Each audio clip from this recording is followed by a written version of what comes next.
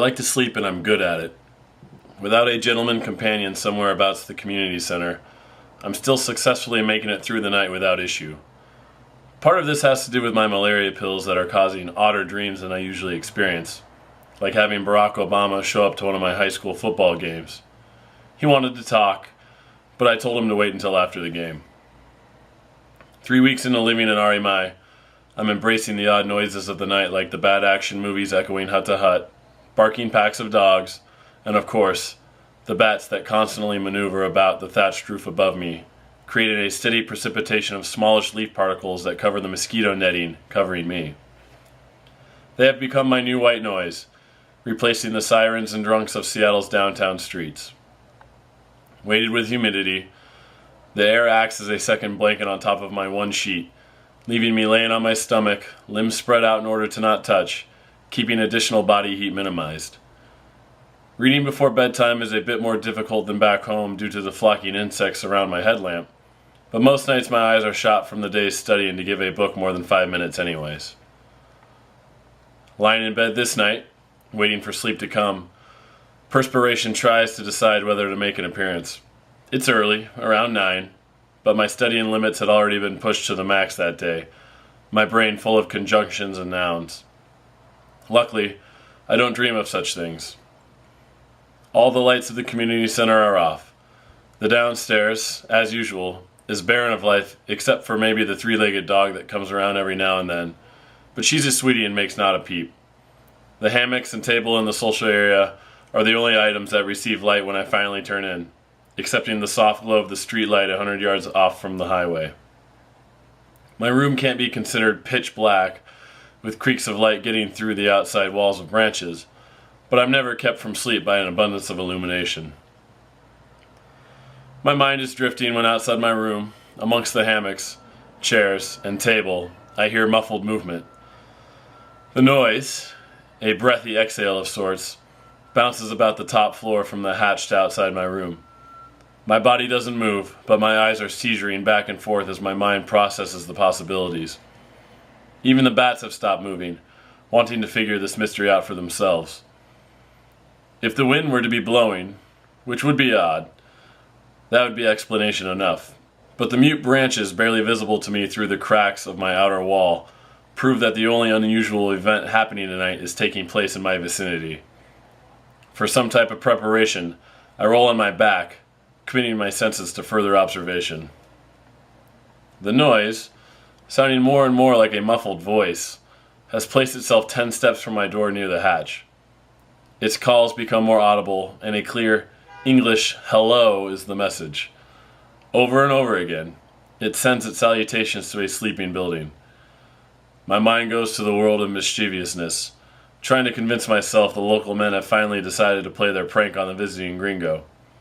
Chris was probably in on it from the beginning, telling them to wait until my time in the village had given some type of comfort level.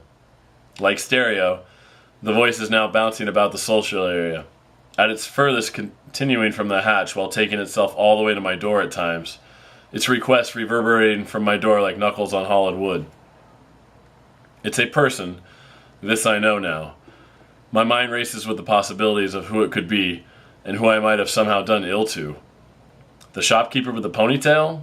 His little brother, Liriano? That would be good.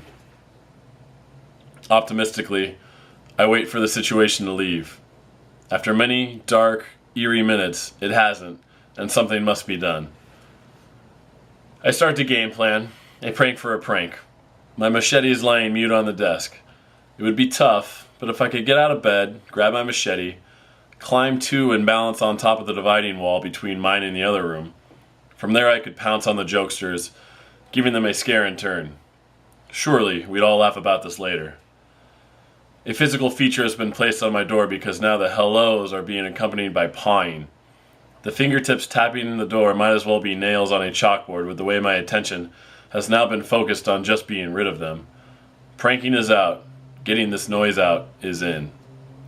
Still lying on my back, I formulate a new plan.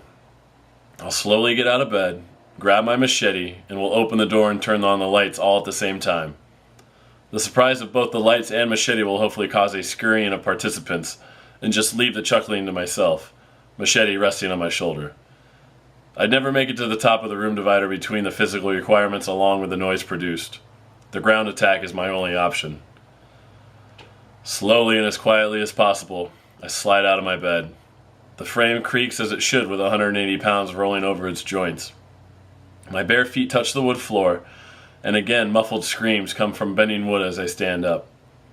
Both my knee joints pop when I rise, a condition that I've known since 7th grade when reading putts on the golf green. There's a small creak when I step to the desk and grab the machete. Another board bends when I bring my left foot even with my right. I shuffle to the left and am now in position to open the door and turn on the light. To give the pranksters one last chance to run, I twang my machete, hopefully striking some kind of fear into them. If they see me in the field, they know how erratic this could get.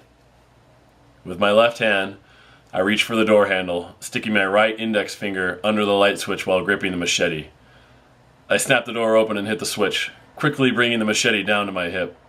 It takes a second for my eyes to adjust to the form being backlit by the orange streetlights. Standing before me is a boy teenager, long-haired and slump-shouldered. His demeanor matches his facial features, everything a bit slow. For some reason this pisses me off even more than if this were a prank, and I poorly inquired to the kid's intentions. "What do you want?" "The time, you know." Without invitation, he enters my room. This makes me even more mad, and I begin a list of curses in English. What? What here why?" In reply, he answers, "English. I want you to teach me English." "English? You want English lessons?" All I want is him gone, and I'm trying to summon both patience and words to handle the situation. I agree to his request. "Okay, tomorrow, 10 in the morning. Understand?" "Yes," he replies. I back up, leaving a path out of my room and gesture for him to leave, but he starts mumbling and points at my light bulb. I'm sure there's an explanation being told about why he found it appropriate to come to a darkened community center, hang out on the second floor in the dark, and creepily say hello for 30 minutes at a door in a room with someone in it trying to sleep. Granted, I waited 30 minutes to do anything about it, but I didn't exactly know the intentions that were awaiting me. I don't think it's too much of a stretch to think that the never call a home landline after 9 at night rule applies even in the rural Darien, and can easily be transitioned into all the lights are out, so don't come over and creepily mumble greetings from a distance, in turn causing concern on the persons that you have come to discuss items with rule. Love is international, but I guess a dark sleeping quarters needs no further explanation. Finally, he starts to understand the tone of my words, even if some aren't in Spanish, and departs. Tomorrow, at 10, English lessons commence. And I'm not going to read the rest of the chapter, but the kid didn't show up on time. I told him to show up 2 days later. He didn't show up on time again. So I put in a phone call to my brother to see if this was normal, and he had the same problem when he was trying to teach English in his neighborhood towns. Apparently they just can't figure it out and show up at the requested hour.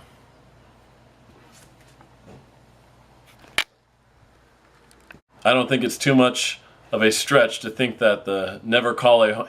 Oh, God.